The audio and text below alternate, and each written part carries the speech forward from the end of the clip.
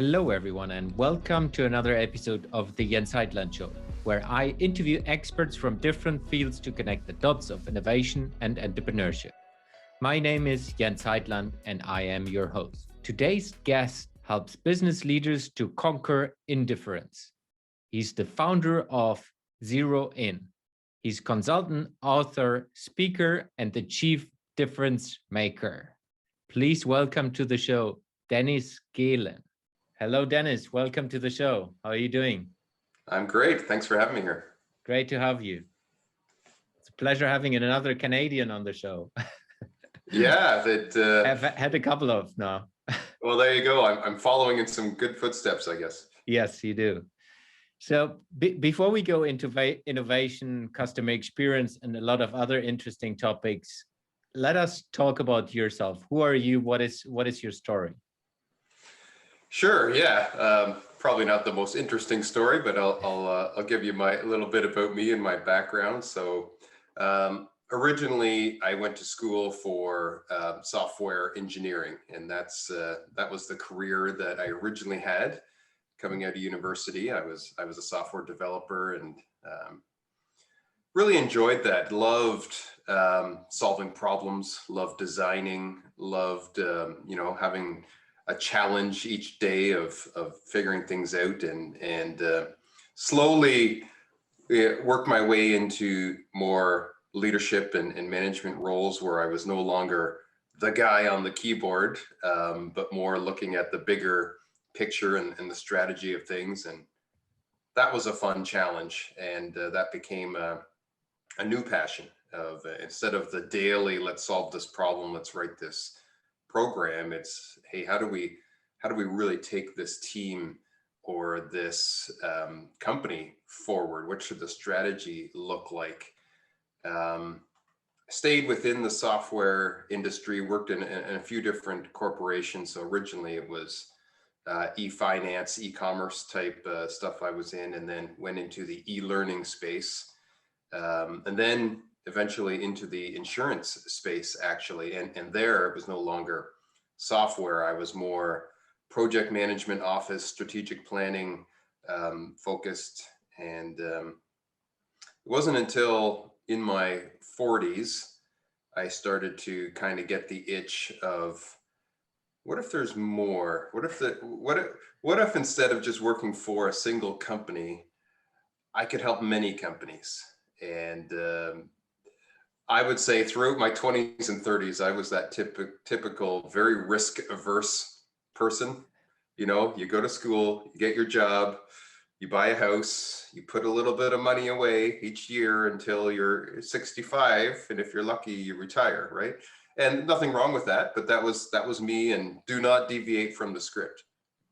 And then probably in my 40s, I started to kind of question, what if I did take a few risks? What if I went off on my own? What if I did something a little different? And it was finally decided to go for it, and went off, started my own consulting company, Zero In, and wrote some books, started working with different businesses, and just really enjoying that journey now.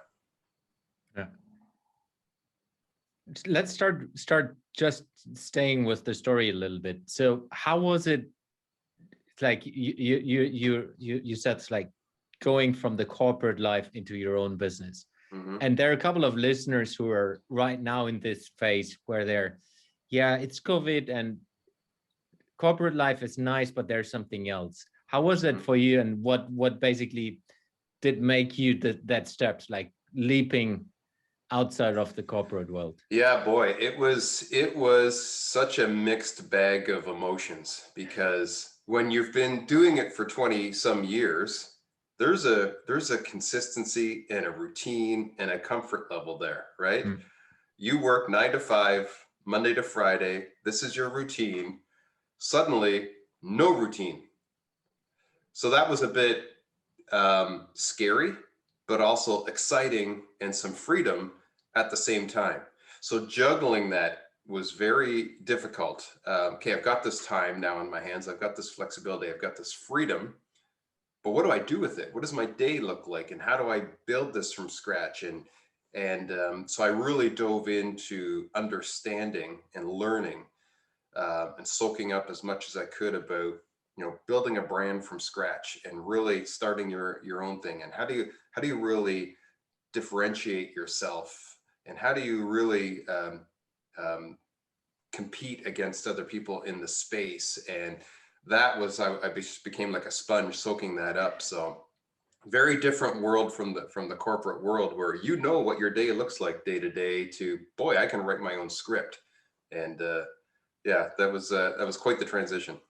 Yeah, similar to myself. For me, it was the biggest difference for me was, of course, the learning speed is accelerating almost exponentially, but as Yes. well, because I was working as well in the corporate environment, it was not about branding yourself, it was branding the company you work for. Yes. So for me, that was also an interesting perspective. Hey, now it's you, and you need to market yourself. You are a brand, which you Yeah. are before as well, but you're not recognizing yourself. How was that for Yes. you? That was very difficult. I had no background or experience in that. And in fact, I would say I was probably very naive in the beginning. It was, I'll just announce to the world that I've now got this consulting company. Hmm. I'll build a website, and ta-da, magically clients will start appearing. And I soon had to realize, oh boy, it doesn't work like that, right? You have to really market and promote and brand and give people a reason, a compelling reason to want to work with you. And who are those people, and why would they want to work with you, and what does that look like, and why are you different or more unique than the other consultants out there? Because I'm sure you know this just as well as I do. There's a million of us. If Oh, you go on yeah, LinkedIn, there's a million of you and I. And absolutely. and so why would somebody choose you or somebody choose me? And that was a huge learning curve for me. But as you say, I enjoyed that learning curve and soaking it up like a sponge. I don't know. Did you find similar experience Yeah. going off on your own? Yeah. For me, it was really like realizing, I still remember that day when it was like, yeah, now I'm not protected by the big brand anymore, and or kind of like supported by the big brand.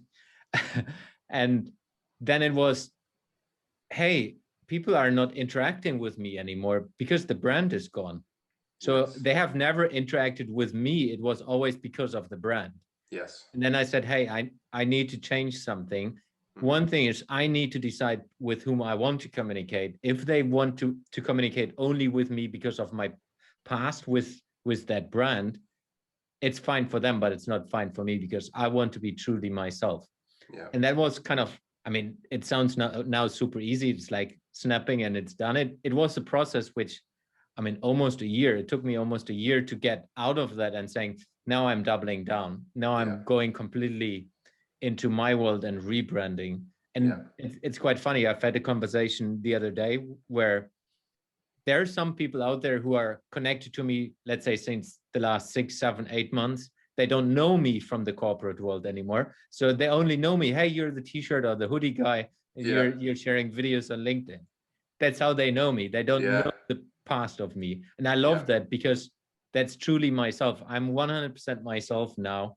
And I Yeah. was before as well, but I was always representing a brand. And that, I mean, you can't be 100% yourself in that way. It's an interesting point you make there, because now that I realize it, I went through something very similar where, geez, almost 90% of the connections that I had, and I'm talking connections like social media Yeah. and so on, were all through my previous corporate work experiences. So Yeah, those people knew me as that guy who worked absolutely. for that company. And it took a while until the majority of my network started to be, oh, you're the zero in guy. But there had to be this tipping point where it went from one to the other. And then now you've got your own brand, and now you are resonating with people for a different reason on a different level. And they haven't, stereotyped you as that you're that guy that used to do this. Yeah. Now you're the guy that does that. So Yeah, it takes a while. And that's also when I help other business owners who are doing this stuff, is they need to realize that but you go through this. I mean, you Yeah. can't do a shortcut. No, It's just how it is, and that's it's a fine. It's a process. good learning. Yeah, Yeah. exactly. Yeah. And it's quite funny. I discovered lately that now even some of the corporate people I work with in the past, like former colleagues and like not very close colleagues, are now following me on TikTok. So Yeah. it's like that's hilarious.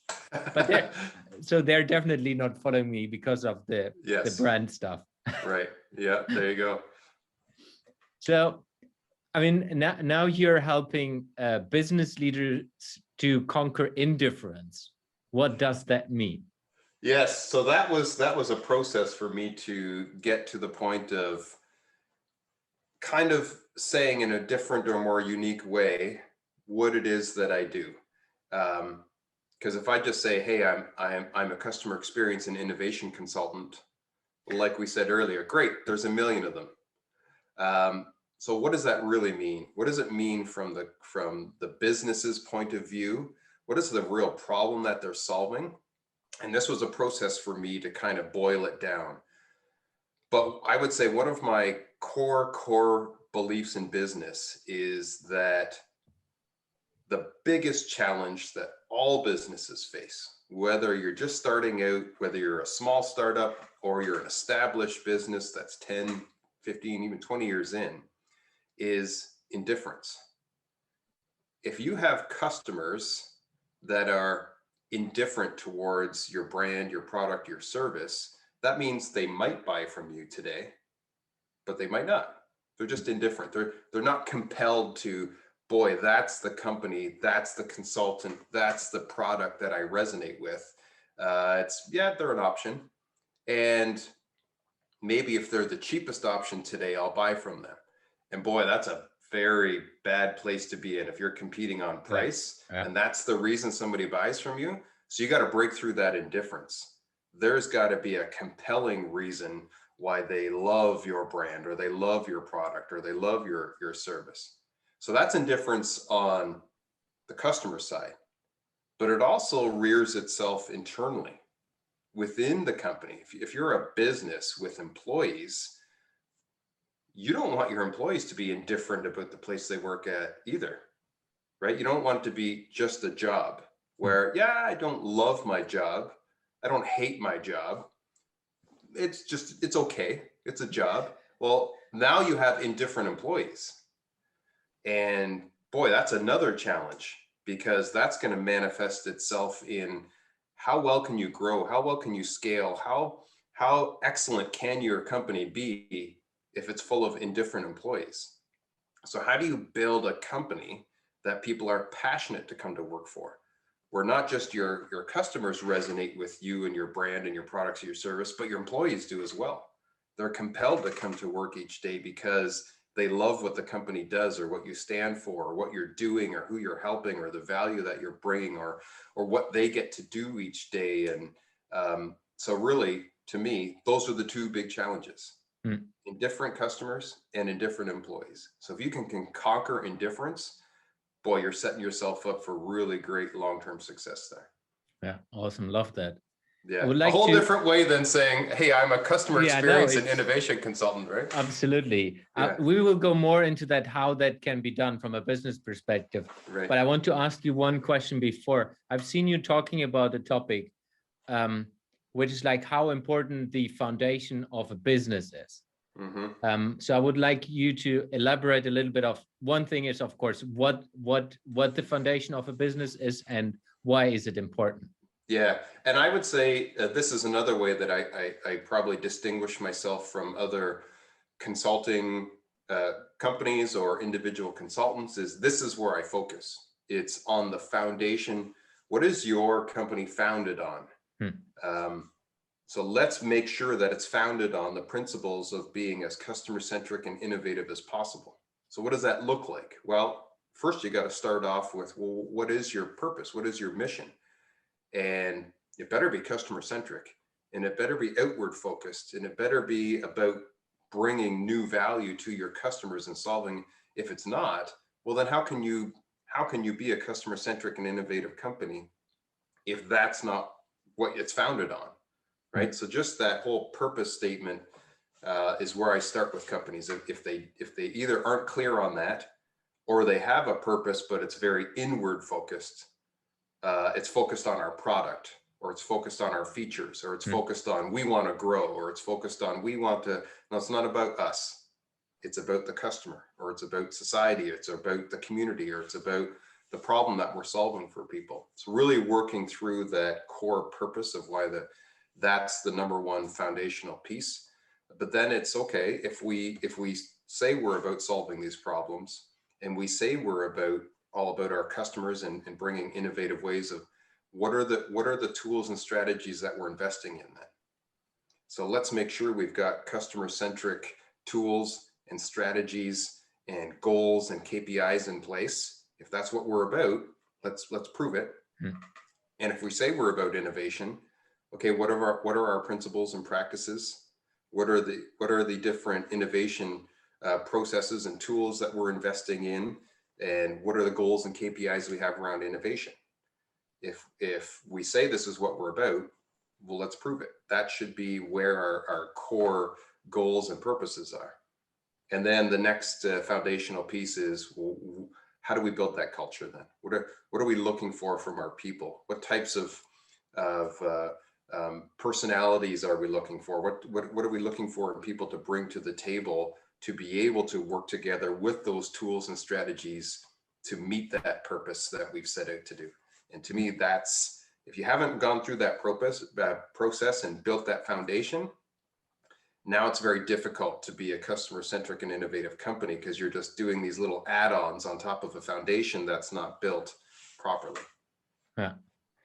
What do you see with your current clients, and as well from your experience, that's not working in this world where we are in right now?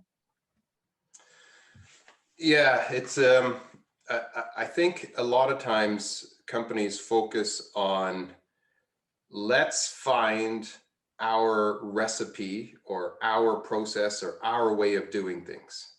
Great intentions, but I believe what that creates is a comfort level, or a this is my job, this is how we do it, or this is how we do it around here mentality over time, right? And maybe that works in the beginning. Maybe doing it this way is great. But when over time you've created this mindset and this culture of this is how we do it around here, what happens when a new competitor comes along? What happens when there's an economic downturn? What happens when there's a pandemic and you have to pivot and you have to be innovative? Well, you haven't created that culture. You haven't created that mindset of, let's think of new and different ways. Let's get creative. Let's get innovative. Let's really, understand our market and our customers and pivot so we can find new ways of serving them. No, you've created a culture of, but this is how we do it. And even if you say, okay, we have to pivot, we have to change, you can't, because you don't have a culture of being able to think that way, or even being comfortable of approaching things that way. So I would say that's one of the biggest challenges a lot of companies face, especially as they grow and they want to get more systems and processes in place. Great intentions, but you also still need to have this culture of flexibility and innovation to be able to react, because disruptors are going to come around the corner at any minute. Yeah.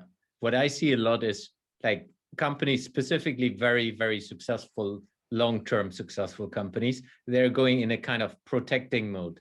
Hey, we're successful, let's keep it as long as possible and don't change. Right. Which is a similar way of thinking. It's like, yeah, hey, we have always done it like this. Why should we change? It's working. It has worked the last 30 years. Yeah. So it's going to work the next 30 years right. as well. Yeah. And that's a great point, because now they've kind of become this risk averse, kind of like I was describing myself before. And when I had to really get out of that mindset and really change, and you as well, boy, that was difficult, because it was years of this is how we do it. This is the routine. And you're just so risk averse.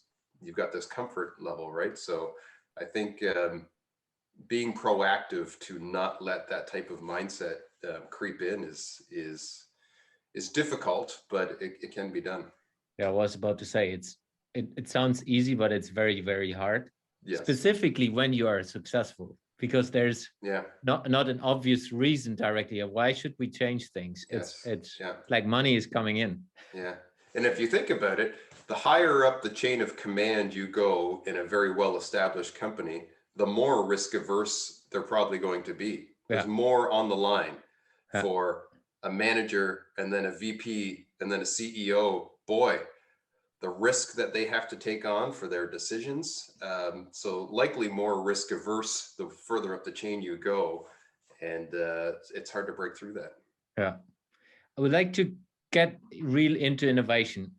So what is your perspective? How would you define innovation for yourself? Yeah, to me, and innovation is a huge buzzword that's used quite a lot. Some people just immediately associate innovation with technology, right? So, oh, we're in the technology sector, we must be an innovative company. For me, innovation is a mindset, and it's a mindset of we want to find new and better ways to serve our customer that adds value. And to me, it has to have all those components. It's got to be new and better. Otherwise, is it really innovation? It's got to be adding value for your customer. Otherwise, well, what's the point of it? It might be new and different, but if it's not solving a problem, if it's not adding value, I call that IFSI, or innovation for the sake of innovation. We see lots of these cool, neat gadgets or technologies or whatever, and they seem kind of flashy and cool and neat.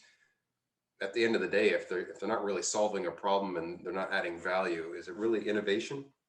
So for me, it's this mindset that this is what we're here to do. It's new, it's different, and it adds value for our customers. Yeah. What is your perspective on prototyping and validating things?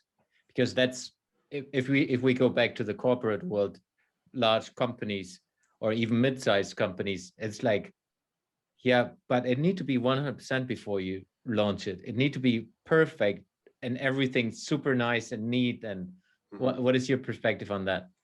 Yeah, no, I'm always of the go small or not at all. You know, there's the go big or go home saying, and I'm on the other side of the fence. And if you think about it, that's how most startups begin. They don't have a completely perfectly baked solution. It's, boy, we got a minimum viable product.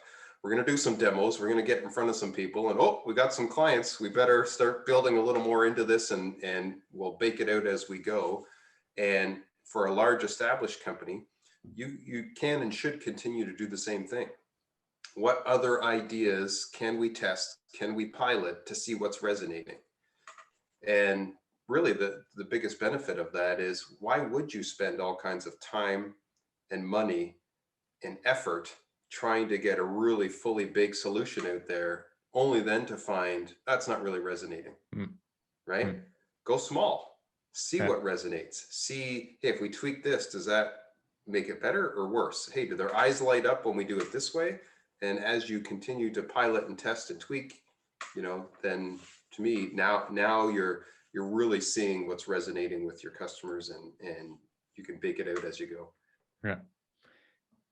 Going back to the people's part, and you're as fascinated as I am on innovation culture or company culture in general. So if we take a hypothetical company that's now, let's say it's a retailer, it's a fashion retailer, they struggle because of COVID, like pandemic shutdown for a lot of days over the year, and they have understood that they need to change their culture.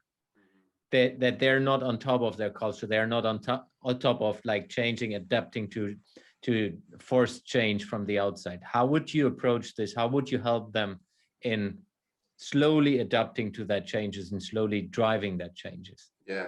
Well, I think number one, you have to have buy-in at the top.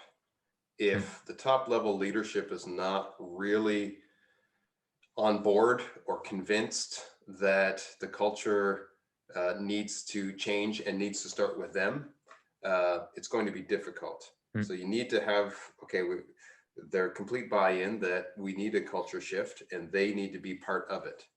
And then it's small little changes over time. You can even pilot and test culture changes like you would pilot and test a new product, right?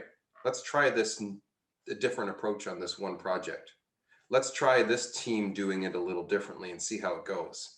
And then you can share stories, you can share wins, you can learn from those things, and then continue to slowly implement those changes on other projects in other teams until eventually it becomes your culture. But if you try to come in with this wide sweeping brush and say, okay, we're now doing it this way, and I've been in companies that have done that, you're going to get people scared. They're back against the wall. You're not going to get their buy-in. You've completely taken them outside of their comfort zone, and you're probably going to have your morale go down very quickly. Maybe over time you can swing it back, but boy, that's a dangerous approach to take. So I'm in favor of the pilot and test approach to culture change as well. I don't know, have you experienced that before? Yeah, no, 100% agree. I think it's really step by step going into it. And what I like to say is you need to do a top down and bottom up at the same time, where it's like you need to work on all different, if you think hierarchy levels at the same time. Yeah. And it can be maybe one area of the business where you do it and not the full business, but it's really important that you bring everyone on board. And specifically when you want to go into an innovation culture, which is empowering the organization to innovate, then it's even more essential to do that, because you're just saying from the top, now you have to innovate. It's not going to work. Yeah, no, that's a good point. I like how you mentioned top down and bottom up at the same time, because if it's just either or, boy, you have some real challenges on your hands, right? If it's only top down, then people feel like it's being pushed onto them. Leadership says this, so we got to do it. Yeah. If it's bottom up, well, now you run the risk of, well, if the leadership team's not on board with it, you have these people getting frustrated because they're not able to actually get anywhere, and it's not actually changing the culture of the company. It's only happening at the lower level or on the front lines. So you need them both in harmony. So that's a great point. Yeah, and I've been myself in both situations, which is quite funny over the years. Yeah. So where you have seen it yourself that it's not going to work. Of course, you don't believe it at that time, but it's quite funny. You go in hopeful, right, with all the great intentions, but only to be let down. Yeah. So, what is different topic? What is the zero-in formula? Yeah, so the zero-in formula is really the approach that I take when I'm working with businesses to help them put this foundation in place of being more customer-centric and innovative. So it's really a combination of these I guess, three core beliefs I have. Belief number one is, hey, our main challenge is to conquer indifference. Let's all understand that's the main thing we always have to keep in front of us. If we ever get to the point of having indifferent customers or indifferent employees, that's our biggest challenge, and we need to correct that right away. Or if you're starting a business, make this your number one goal right off the bat. How do we make sure we have raving fans as customers and passionate employees rather than indifferent? So that's core belief number one. Core belief number two is the main way to do that is to build a customer-centric and innovative company. And by saying a customer-centric innovative company, I'm talking at the core, this is the mindset, this is the culture. We're all about understanding who our customers are continually. We're always wanting to know, why do they buy what they buy? Why do they do what they do? Who are these people? Who's our target customers? What are their habits? What are their trends? So you're constantly making that a priority to understand your customers, and then designing the experience that they are going to resonate with, having a culture of innovation where you're finding new and better ways to serve those customers, because people change, we need to change. Maybe we can even introduce something that they didn't even know they wanted or needed because we know them so well, and we've got a culture of doing that. So that's the second core belief. And then the third would really be those pillars that we talked about before. It starts with your core purpose and direction. and then the tools and strategies that you put in place to allow your teams to collaborate together to do this, and then the culture and what are you really looking for from your people to be able to live out that purpose and direction. So the zero in formula kind of puts those things together and kind of walks you through, well, here's kind of how you would do this if you were either A, starting a business from scratch, or B, looking to really transition your business to be a more customer-centric and innovative company. Yeah. And of course, you mentioned it already that you're an author as well. So did you describe that inside your book as well, which is called the Zero In Formula? Or that's exactly what the book does, is it goes through that formula in detail, examples of different good and bad. Here's some good purpose, here's some bad purpose statements. Here's how you design the proper purpose for your company. Here's some good tools and strategies to implement in order to be more customer centric. Here's examples of companies that have done it. Here's how to be more innovative, some principles, some practices, some processes you can follow. Here's lots of examples from companies that have done it. And here's how you would want to hire and motivate and incentivize for the right types of behaviors to build the culture you want, so that you're really living this out. And again, all kinds of examples. It was really fun writing the book because in the beginning, I had the experience of the companies I had worked at and for, the companies I had consulted with, but during the writing of the book, it was, well, let me reach out to all kinds of other businesses and leaders around the world, get their story, big and small companies, and add those into the book so that it can resonate with anybody. Yeah. Whether you're just starting out, you're a solo entrepreneur, or you're a leader in a medium-sized company, or you're a founder in a large organization. Let's get all these different stories and examples in there so that anybody that reads it could take something away and go, I need to do that differently or better. Yeah. So what is your experience now that it's out already quite a while? Who are the people who are getting the best benefit of it? If you think about like entrepreneurs or inside of larger corporations, or both? It's been quite the experience seeing who buys the book and resonates with it. There's been all kinds of entrepreneurs who have read it and said, I now have a much better idea of, while I'm building my business, I need to go in this direction, and I need to make sure that these are kind of at the forefront of what I'm doing. So that's great. I hear from them. They say, thank you so much. It gave me a much better idea of how to build the business. And then there's been some more medium-sized companies where either the owner or the leader has reached out and said, wow, I really resonated with this chapter, and sometimes it's, can you come and help us? So that's great. It's kind of, hey, they resonate with what I'm saying. Because of the examples and how I do it, it's allowed me to now work with some other companies. But I've even had a few large corporations, international companies, where maybe the VP has read the book, heard me on a podcast like this, and said, we love what you're about.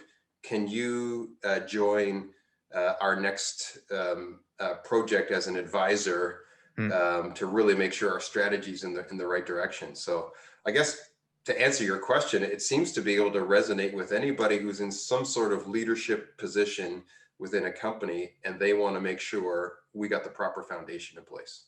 That's great. So what are other ways people can engage with that content or with you?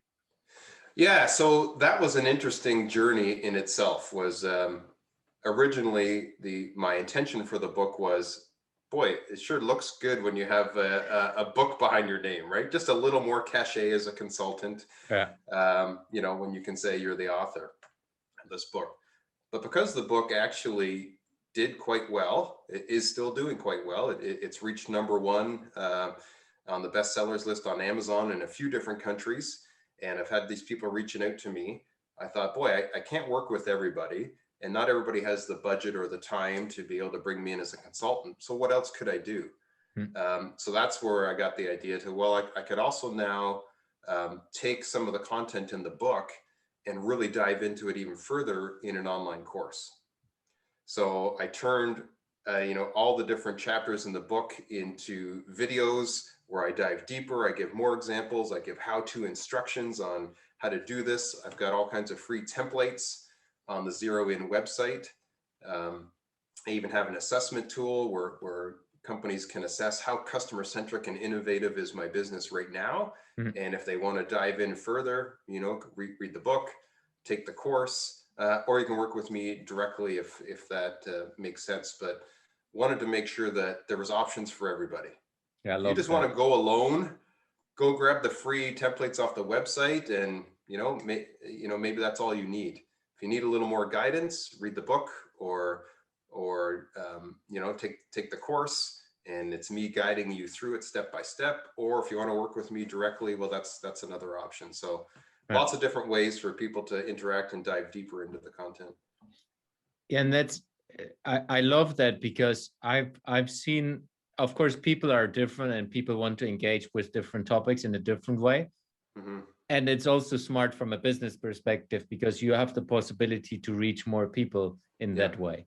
Yeah. And not of course for you as a business person that's important, but it's more as well, because I truly believe as well that the culture is important. Yes. And if you reach more people, it's going to impact more people in the world. And that's I think why I love this way how you structure your business, and the opportunities engaging with that is very, very powerful. Well, if we go back to one of my core beliefs on having a purpose that is customer centric and innovative. For me, I want to help as many companies as possible in as many different ways as possible to build a better foundation for their company, where they are set up to be customer centric and innovative long term. Yeah. So I can't do that just by being a consultant and working with one company at a time, right? If I can get it out there in a book, if I can get it out there in an online course, and as many different companies and leaders, churches, schools, whatever, can benefit from this, that's now I'm better set up to live out my purpose to help them. So yeah, that's great. Love that. Mm-hmm. So transitioning to the last part of the podcast, which is a couple of kind of rapid fire, but not so rapid questions. Okay. Question number one is, if you would have a chance to work in a project or leading a project that's impacting every human being on Earth, what project would it be, and why would you choose to work in that? Yeah, boy, that's a deep question. It's a small one. Yeah. Way to start off with the easy ones there, right? I would say over the last year and a bit with the pandemic, the biggest thing that stands out to me is how polarizing the two different sides are in approaching the pandemic. There's the side of let's everybody do what we can to help each other, whether that's wearing masks, getting vaccinated, staying far apart, staying home. Yes, it's a sacrifice. And a huge sacrifice for some people. They lose their jobs, or they're forced to now, school their kids from home, but it's a sacrifice and they willingly do it. The other side of the coin is, boy, our life is being turned upside down, and there's freedoms that are being dictated and taken away from us. Two very different polarizing approaches here. I think for me, boy, wouldn't it be great if we had some sort of way of the two sides being able to better hear each other, listen to each other, understand each other, and somehow find some sort of common ground or harmony. So we have some platforms out there where people voice opinions, argue with each other, but do we really have something where people can really understand and listen? Probably a pipe dream, probably something that may, but boy, to me, that would make a huge difference if people could just better listen and understand each other's side, rather than just come at it ready to argue and combat and push my ideas down your throat, right? So yeah. Not sure what that would look like, but boy, I would love it if that was, possible someday. It's a great one because it's also really, truly a global one. Doesn't matter where you are right now. Yeah, I think it's human nature, right? So Yeah. we just have these two polar opposite views of the same situation. Next question. Where will you be in a year from now? And you can answer that personal and or business wise. Sure. I would say a year from now, I would hope that I continue to learn and grow as an author and consultant. Maybe I have another book out.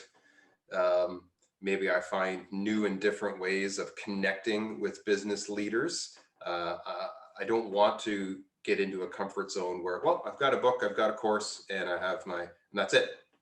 No, I want to continue to find new ways. I want to continue to find, how do people want to learn?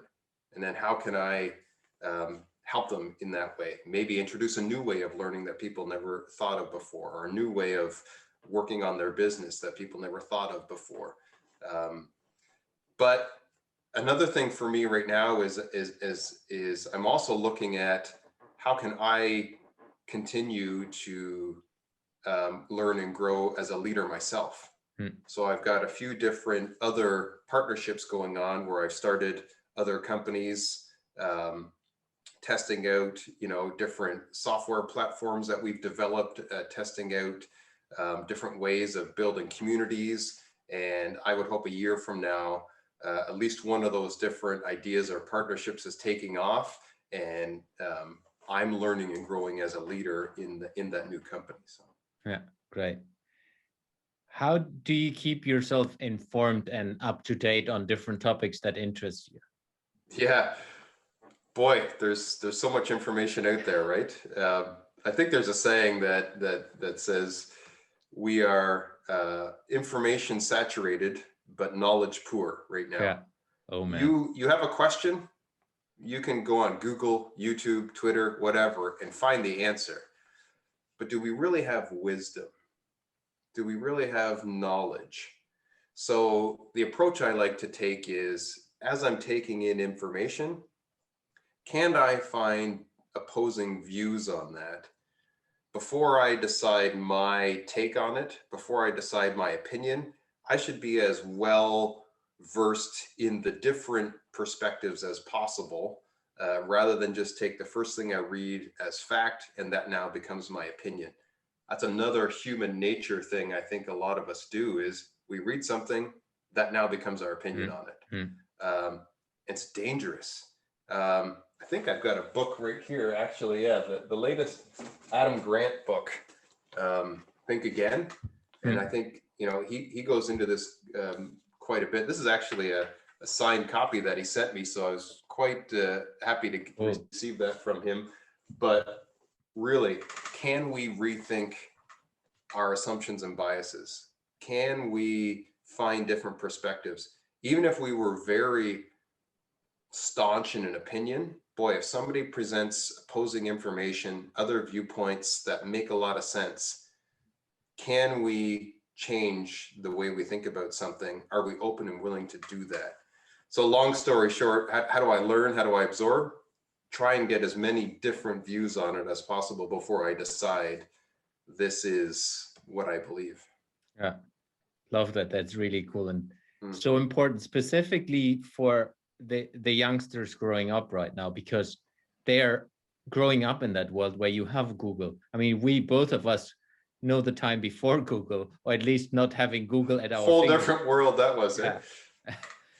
But for them, it's even more important to critically question whatever they're getting input. Yeah, that's a great point, because I think before we had all the information at our fingertips, it was maybe a little more natural for us to seek out, because it was harder to seek out and then form opinions. But now, I don't know, if I grew up in this day and age where everything I needed to know was in my pocket and I just thought that was the correct answer because that was the first thing that popped up in the Google search, boy, how tough that might be to retrain your brain to think more critically, right? Yeah. Last question. Where can people find you? How can people reach out to you? Yeah, I would say on the social media side of things, where I interact with people the most would probably be LinkedIn. So people can connect with me, follow me. I love meeting new people. I prefer to have a great face-to-face chat when I connect with somebody, so I truly get to know the person. How can I help them? How can I add value? Who else can I connect them with? That's important to me, building relationships. So LinkedIn's a big one for me. But if you want to just get a little more information about my business, the book, the course, how you can interact with Zero In, then that would be the Zero In website, which is www.zero-in.ca. So zero-in.ca. Yeah. Now we'll put it as well into the show notes so people can great. straight away click through it. There you go. Awesome. Dennis, thank you very much for your time. It was a pleasure talking to you. Yeah, thanks so much for having me, Jens. I really enjoyed this conversation. Thank you.